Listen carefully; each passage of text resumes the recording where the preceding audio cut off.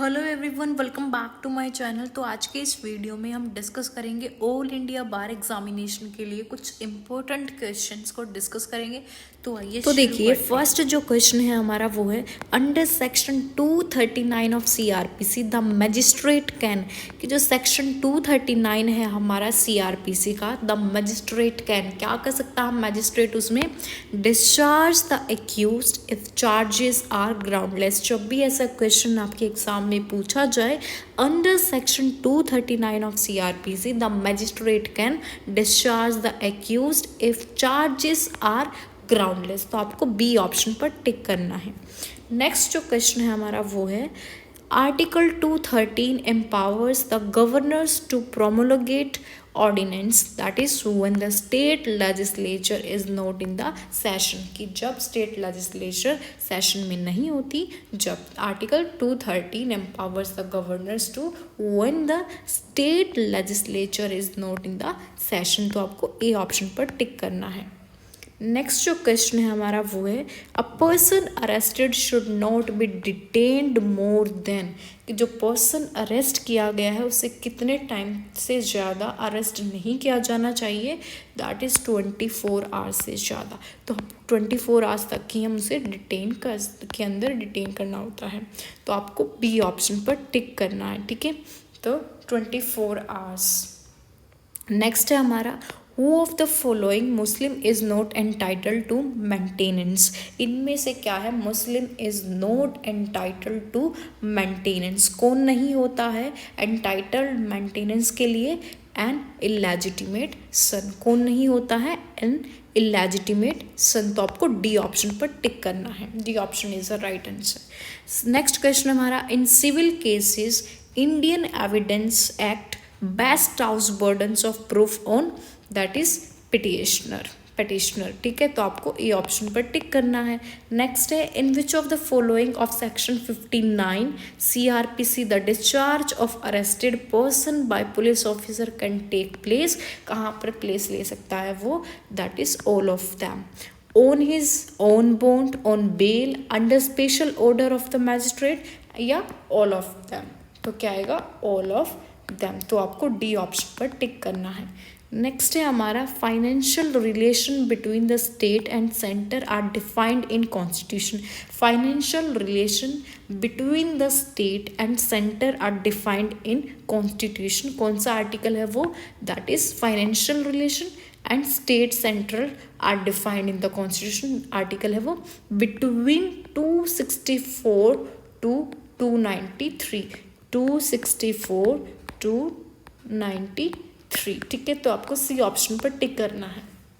Next question है हमारा Mahatma Gandhi was jailed and prosecuted by British regime in 1922 at Ahmedabad under section 124 sub close A of IPC 4, किसके लिए किया गया था, sedition and disaffection to the government, किसके लिए किया गया था, sedition and disaffection to the government. Mahatma Gandhi was jailed prosecuted by the British regime in 1922 Ahmedabad under article 124A, जो कि सेडिएशन से रिलेट करता है, sedition and disaffection to the government, तो आपको सी ऑप्शन पर टिक करना है।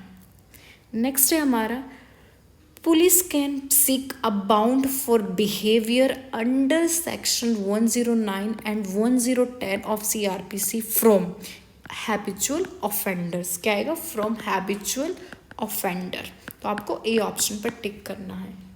नेक्स्ट है Dayabhaga school presumes that a family because it is joint possess joint property, this statement is incorrect, क्या है इसमें स्टेटमेंट पूछा गया कि स्टेटमेंट जो है वो ठीक है गलत है, किसके अंडर आती है, द स्टेटमेंट इज इनकरेक्ट, तो आपको सी ऑप्शन पर टिक करना है। नेक्स्ट है हमारा meaning of industrial dispute according to the industrial dispute act 1947 is, कि जो मीनिंग है इंडस्ट्रियल डिस्प्यूट का according to the industrial dispute जो 1947 में होता है उसके अकॉर्डिंग क्या है? Dispute between employers and employers, yes. Dispute between employers and workman, yes. Dispute between workman and workman in connection with employment and non employment. तो these threes are right answer. तो आपको ऑल ऑफ दी अबव पर tick करना है, that is D option. ठीक है, क्योंकि सारे ही होती है.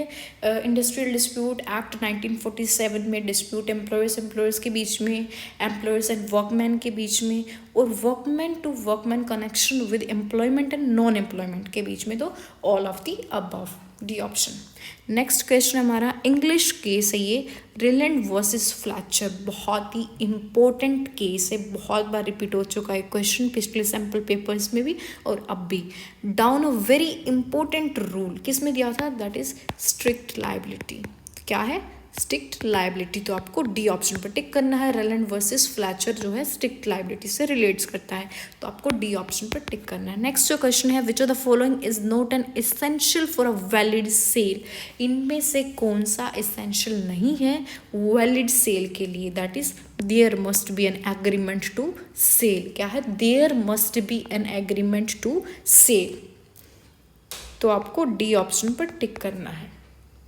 नेक्स्ट क्वेश्चन है हमारा, custodial death is perhaps one of the worst crime in a civilised society governed by the rule of law. In which case court made this remark. जो custodial death है perhaps one of the worst crime मानी जाती है वो civilised society govern by rule of law. तो कौन सा case है वो सुप्रीम कोर्ट का जिसने रिमार्क दिया, मेड दिस रिमार्क? कौन सा केस है? DK Basu versus state of Bengal. तो आपको सी ऑप्शन पर टिक. बहुत इंपॉर्टेंट केस है DK Basu versus state of Bengal. तो आपको ध्यान रखना है कस्टोडियल डेथ से रिलेटेड. नेक्स्ट जो क्वेश्चन है हमारा वो है,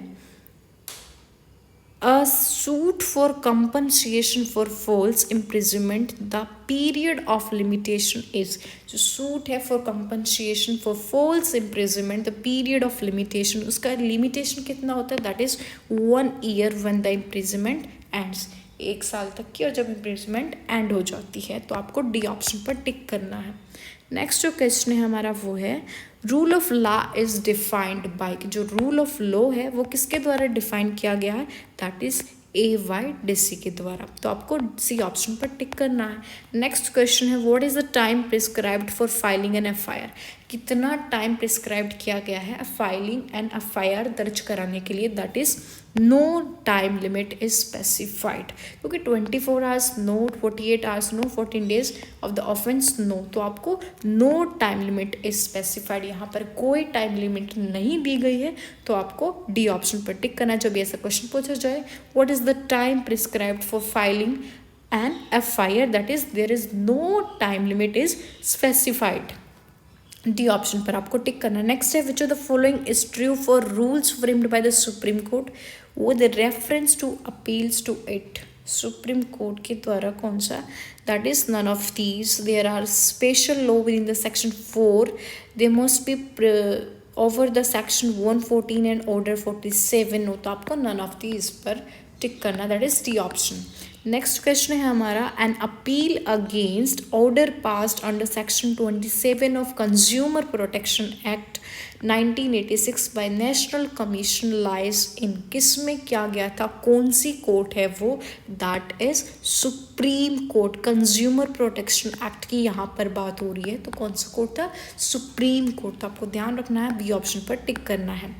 नेक्स्ट क्वेश्चन है हमारा, which is the body that award punishment to the advocates for misconduct. ये बहुत इंपॉर्टेंट क्वेश्चन है, पहले भी रिपीट हो चुका है पिछले सैम्पल पेपर्स में. तो कौन सी ऐसी बॉडी है जो अवॉर्ड करती है punishments to the advocates for misconduct, जब वो मिसकंडक्ट करते हैं? That is disciplinary committee. तो आपको सी ऑप्शन पर टिक करना है. नेक्स्ट है हमारा 70 question, which section of the sale of Goods Act 1930 deals with anticipatory breach of contract. तो कौन सा सेक्शन है sale of goods act 1930 deals with anticipatory breach of contract? वो है सेक्शन 60. ठीक है, तो आपको सी ऑप्शन पर टिक करना है. आपको ध्यान रखना है, sales and goods that is section 60. Anticipatory breach of contract जब करता है। नेक्स्ट है criminal proceeding against the infringer is enabled in copyright act by innovating the provisions. तो कौन सा सेक्शन है वो criminal proceeding against the infringer enabled in the copyright act, that is section 63 से लेकर 70 तक। ठीक है, तो आपको ध्यान रखना है that is copyright act, that is section 63 to 70। ठीक है, सी ऑप्शन पर आपको टिक करना। नेक्स्ट है हमारा विच section of the Indian registration act 1908 provides with compulsory registration of instrument of gifts and immovable property. कौन सा ऐसा सेक्शन है इंडियन रजिस्ट्रेशन एक्ट के तहत जो कि प्रोवाइड करता है compulsory registration of instrument of gifts and immovable property, that is section 17 provide करता है इंडियन रजिस्ट्रेशन एक्ट के according compulsory registration of instrument of gifts and immovable property. तो आपको सी ऑप्शन पर टिक करना जो कि है सेक्शन 17। ठीक है, नेक्स्ट क्वेश्चन है हमारा state governments powers to control the road transport is provide in the motor vehicle act 1988 under section की स्टेट गवर्नमेंट ने ऐसी power to control road transport जो है प्रोवाइड कर रखी in the motor vehicle act 1988 under कौन सा section है वो मोटर व्हीकल एक्ट के अंदर, that is 67 of motor vehicle act, that is section 67 of motor vehicle act 1988। तो आपको ए ऑप्शन पर टिक करना है। नेक्स्ट है हमारा doctrine of lis pendens is given under which section of transfer of property act. तो कौन से सेक्शन में दी गई है ये जो हमारी लिस पैंडस जो है डॉक्ट्रीन है, ये कौन से सेक्शन में दी गई है, तो आपको ध्यान रखना है दैट इज सेक्शन 52। तो आपको बी ऑप्शन पर टिक करना है। नेक्स्ट है which of the following statement is true regarding the characteristics of international law. इनमें से कौन सी स्टेटमेंट जो है वो ट्रू है regarding the characteristics of international law, international law से regarding, that is it has formal law enforcing agencies. क्या है, it has formal law enforcing agencies. ठीक है, तो आपको डी ऑप्शन पर टिक करना है। नेक्स्ट है deferred mahr is payable at the time of divorce और the time of death of spouse, that is a statement is true under Sunni law. सिर्फ ये स्टेटमेंट जो है ट्रू होती है सुन्नी लॉ के अंदर, तो आपको ए ऑप्शन पर टिक करना है। नेक्स्ट है हमारा dying declaration must be made by, बहुत ईजी क्वेश्चन है, dying declaration must be made by the deceased जो डिसीज पर्सन होता है बिफोर डेथ। तो आपको सी ऑप्शन पर टिक करना, disease before death. Next question है the judgement should be delivered to the parties और to their pleaders in the open court. तो जजमेंट जो है वो डिलीवर की जाती है पार्टीज के द्वारा और to the pleaders in open court, that is all of the above by reading out of operative parts of the judgment and that by deliver whole of the judgment by reading out of the whole of the judgment, whole judgment को भी read करके deliver करके भी उस पूरी judgment को और read operative part को भी read करके judgment को, तो आपको all of the above पर करना है, that is D option is the right answer of this question। next है हमारा which of the following deals with the evidence of prosecution, कौन सा है इनमें से डील करता है evidence of for prosecution के लिए, that is section, कौन सा सेक्शन है वो, सेक्शन 242 ऑफ CRPC। कौन सा है, सेक्शन 242 ऑफ CRPC। तो आपको ए ऑप्शन पर टिक करना है, A option is the right answer of this question. Next हमारा abetting the commission of suicide is given under, जो अबैटिंग है commission of suicide is given under, कौन से सेक्शन में दिए गए हैं, abetting the commission of suicide is given under section, इसमें तो दिया नहीं हुआ है सेक्शन 9, दैट नो तो बिल्कुल ही गलत, तो नन ऑफ दीज। तो आपको डी ऑप्शन पर टिक करना, that is none of these. Next है हमारा control over subordinate courts shall vested in the, जो कंट्रोल है over subordinate court shall be vested in the high court. ध्यान रखना है आपको, इस क्वेश्चन का इम्पोर्टेंट है कि control of a subordinate court shall be vested in high court. कौन सा? High court. तो आपको ए ऑप्शन पर टिक करना है। नेक्स्ट है हमारा सेक्शन 34 ऑफ सीपीसी प्रोवाइड। जो सेक्शन हमारा 34 है सीपीसी का यानी सिविल प्रोसीजर कोड का, वो क्या प्रोवाइड करता है? Payment of interest. क्या प्रोवाइड करता है? That is payment of interest. ठीक है, तो आपको सी ऑप्शन पर टिक करना है। नेक्स्ट है according to clause first, second and third of section 145 of code of civil procedure, a surety may render himself personally liable, may only give a change upon his property, he may undertake a personal liability and charge his property as a further charge। तो all of these, तो आपको D option पर tick करना है। ठीक है, next question है हमारा section 49 of factories act 1947 explain about. जो सेक्शन 49 है हमारा फैक्ट्रीज एक्ट का, वो क्या एक्सप्लेन करता है? Welfare officer. क्या एक्सप्लेन करता है? Welfare officer. Section 49 of factories act 1947 explain about welfare officer. तो आपको सी ऑप्शन पर टिक करना है। नेक्स्ट है the word case used in section 115 of code of civil procedure is wide import and it includes civil proceeding suits and it's not restricted to anything contained in the section to entirety of proceeding in a civil code. तो आपको B option पर tick करना है।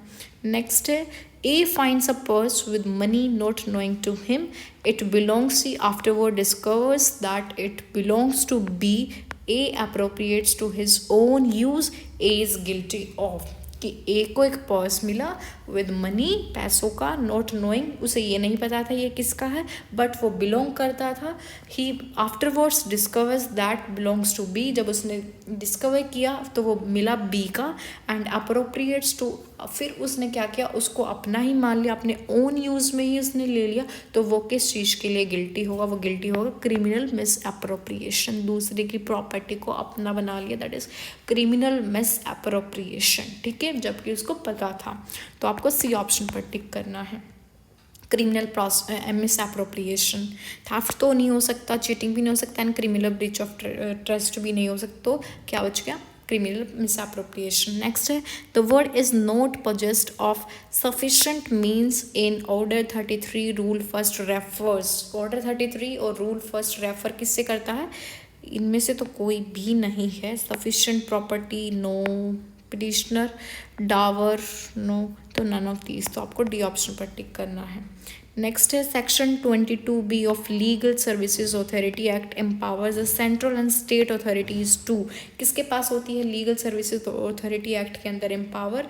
The central and state authorities to none of these. Abolish Lok Adalat, works of लोक अदालत, powers of लोक अदालत, permanent Lok Adalat, that is none of these. तो आपको डी ऑप्शन पर टिक करना है, उसमें भी डी ऑप्शन था, नन ऑफ दीज। नेक्स्ट है Indian evidence act was enacted in. जो इंडियन एविडेंस एक्ट है वो कब इनैक्ट में आया था? That is 1872 Indian evidence act. तो ऐसे क्वेश्चंस भी आपके एग्जाम में पूछ ले जाते हैं। ज़रूरी नहीं है एविडेंस का ही पूछा जाए, वो आईपीसी का भी पूछ सकते हैं, सीआरपीसी, सीपीसी एंड किसी का भी पूछ सकते हैं वो ऐसा क्वेश्चन। तो दैट इज़ 1872। नेक्स्ट है which is the correct statement which regards professional ethics of lawyers. कौन सी स्टेटमेंट करेक्ट है जो कि प्रोफेशनल एथिक्स जो लॉयर से बिलोंग करती? That is all of the above lawyers has no right to go on strike। ठीक है, an advocate shall not influence decision of a court by illegal improper means। ठीक है, an advocate abusing the process the court is guilty and misconduct, that all of the above। D option पर आपको tick करना है। Next है droit administration is a system of administration. किसका system है ये administration? That is French system. क्या है? French system. तो आपको ए ऑप्शन पर टिक करना है। Which act is covering the cyber crimes. इनमें से कौन सा एक्ट कवर करता है साइबर क्राइम्स के लिए? That is information technology act. ये तो पता ही होगा, आईटी जो है वो कवर करता है साइबर क्राइम्स को, information technology act. D option पर आपको टिक करना। नेक्स्ट है द टोट of conspiracy the purpose of combination must be to, जो टोट है, टोट of conspiracy the purpose of combination must be to violate legal right of the victim. कि टोट में क्या होता है, बेसिकली वोलेशन होना चाहिए किसी पर्सन के लीगल राइट का ऑफ द विक्टिम। ठीक है, तो आपको ए ऑप्शन पर टिक करना है, option is the right answer of this question. Next है cancellation of instrument is mentioned in, की जो कैंसलेशन इंस्ट्रूमेंट है वो किस में, किस सेक्शन में मेंशन किया गया है, section 31, 32, 33 of specific relief act. तो आपको सी ऑप्शन पर टिक करना है। नेक्स्ट है unfair labour practice by the employers, जो अनफेयर लेबर प्रैक्टिस की जाती है by employers that is victimisation, false implication in the criminal case, untrue allegations of absence without leave, that all of the above। तो आपको D option पर tick करना है। Unfair labour practice के बारे में पूछा गया है, victimisation, false implication in criminal case, untrue allegation of the absence without leave। तो आपको डी ऑप्शन पर टिक करना, all of the above। Next है हमारा the coastal regulation zone notification was issued by the central government in, जो coastal regulation zone है notification was issued by the central government, कब किया गया था, दैट इज इन 1991। तो आपको सी ऑप्शन पर टिक करना है। नेक्स्ट है हु इज लॉफुल कार्चन, कितना इजी क्वेश्चन यहाँ पर पुट किया गया है। Who is lawful guardian, lawful guardian कौन होता है, a person who in law represent minor, person who represent minor and a person who has appointed by the court, appointed by the court के द्वारा appoint किया गया होता है by the court. Next person who has authorised to represent an unmarried daughter, unmarried daughter या फिर all of the above. तो इसका राइट आंसर होगा लॉफुल गार्जियन में तो सारे ही आते हैं, माइनर्स और कोर्ट भी अपॉइंट करता है। Person has authorised to represent unmarried daughter, that right answer is D option पर आपको टिक करना है, ऑल ऑफ द अबव। ठीक है, नेक्स्ट है under the companies act every person subscribing to memorandum of company must take at least, कितने shares ले सकती है वो company, that 1 share, that 1 share. तो आपको डी ऑप्शन पर टिक करना है। नेक्स्ट है लास्ट क्वेश्चन है हमारा GST came into force from, देखो ये क्वेश्चन भी यहाँ पर पुट किया गया है। जीएसटी जो है वो कब फोर्स में आई है हमारी, फ्रॉम 1 जुलाई 2017। कब आई है हमारी जीएसटी, दैट इज इन 1 जुलाई 2017 में। ठीक है, तो ये थे हमारे कुछ इम्पोर्टेंट क्वेश्चंस ऑल इंडिया बार एग्जामिनेशन के लिए, जो कि अभी होने वाला है 31 अक्टूबर को। तो उसके लिए बहुत इंपॉर्टेंट क्वेश्चंस है प्रीवियस ईयर के। होप सो आपको वीडियो हेल्पफुल लगी होगी। अगर आपको वीडियो हेल्पफुल लगी then please do like, share and subscribe the channel for more videos.